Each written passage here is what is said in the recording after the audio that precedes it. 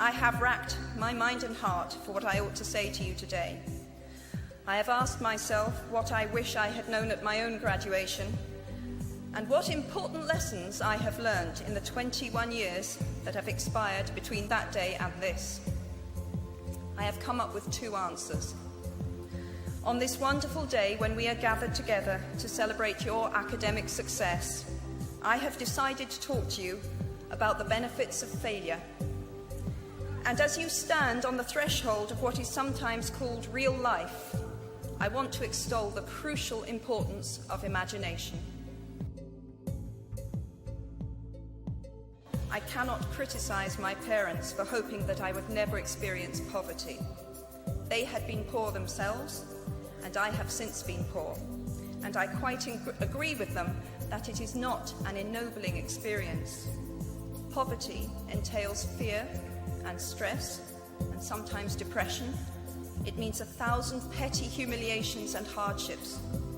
Climbing out of poverty by your own efforts, that is something on which to pride yourself, but poverty itself is romanticized only by fools.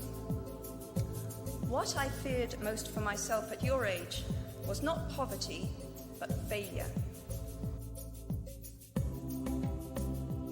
So I think it fair to say that by any conventional measure, a mere 7 years after my graduation day, I had failed on an epic scale. An exceptionally short-lived marriage had imploded, and I was jobless, a lone parent, and as poor as it is possible to be in modern Britain without being homeless. The fears that my parents had had for me and that I had had for myself had both come to pass, and by every usual standard, I was the biggest failure I knew. Simply because failure meant a stripping away of the inessential. I stopped pretending to myself that I was anything other than what I was, and began to direct all my energy into finishing the only work that mattered to me. Had I really succeeded at anything else, I might never have found the determination to succeed in the one arena where I believed I truly belonged. I was set free because my greatest fear had been realized, and I was still alive, and I still had a daughter whom I adored, and I had an old typewriter and a big idea. And so rock bottom became the solid foundation on which I rebuilt my life. You might never fail on the scale I did, but some failure in life is inevitable. It is impossible to live without failing at something, unless you live so cautiously that you might as well not have lived at all, in which case you fail by default.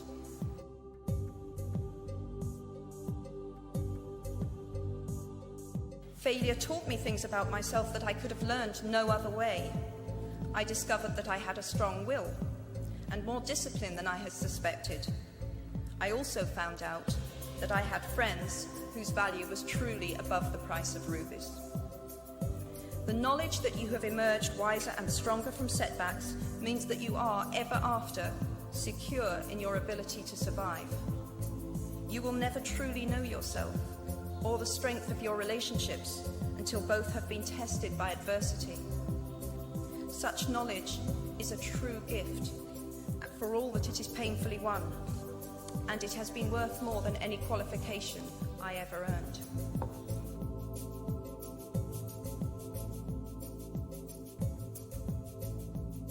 Personal happiness lies in knowing that life is not a checklist of acquisition or achievement. Your qualifications, your CV, are not your life, though you will meet many people of my age and older who confuse the two. Life is difficult and complicated and beyond anyone's total control, and the humility to know that will enable you to survive its vicissitudes.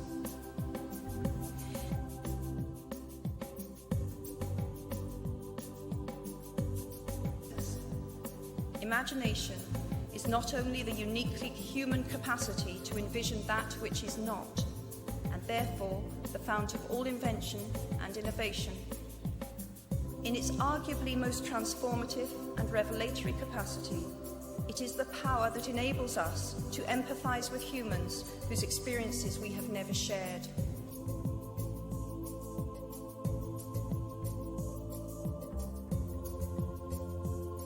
How incredibly fortunate I was to live in a country with a democratically elected government, where legal representation and a public trial were the rights of everyone. Every day, I saw more evidence about the evils humankind will inflict on their fellow humans to gain or maintain power. I began to have nightmares, literal nightmares, about some of the things I saw, heard, and read. And yet, I also learned more about human goodness at Amnesty International than I had ever known before. Amnesty mobilizes thousands of people who have never been tortured or imprisoned for their beliefs to act on behalf of those who have.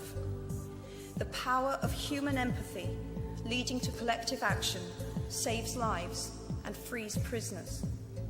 Ordinary people whose personal well-being and security are assured join together in huge numbers to save people they do not know and will never meet. My small participation in that process was one of the most humbling and inspiring experiences of my life. Unlike any other creature on this planet, human beings can learn and understand without having experienced. They can think themselves into other people's places. Of course, this is a power like my brand of fictional magic that is morally neutral. One might use such an ability to manipulate or control just as much as to understand or sympathize. And many prefer not to exercise their imaginations at all. They choose to remain comfortably within the bounds of their own experience, never troubling to wonder how it would feel to have been born other than they are. They can refuse to hear screams or peer inside cages. They can close their minds and hearts to any suffering that does not touch them personally. They can refuse to know.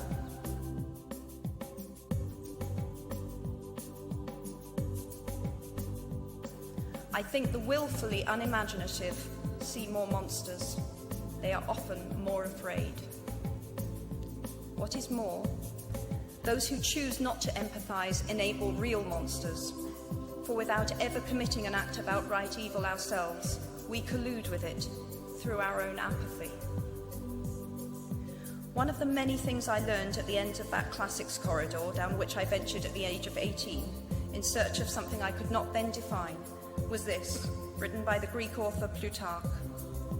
What we achieve inwardly will change outer reality.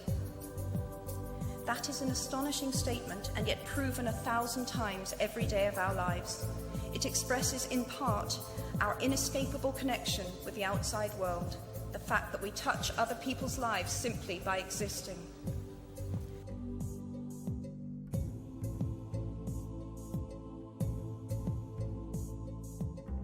If you choose to identify not only with the powerful, but with the powerless, if you retain the ability to imagine yourself into the lives of those who do not have your advantages, then it will not only be your proud families who celebrate your existence, but thousands and millions of people whose reality you have helped change. We do not need magic to transform our world. We carry all the power we need inside ourselves already. We have the power to imagine better.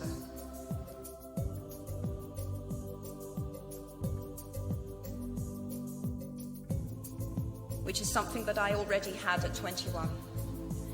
The friends with whom I sat on graduation day have been my friends for life. They are my children's godparents, the people to whom I've been able to turn in times of real trouble.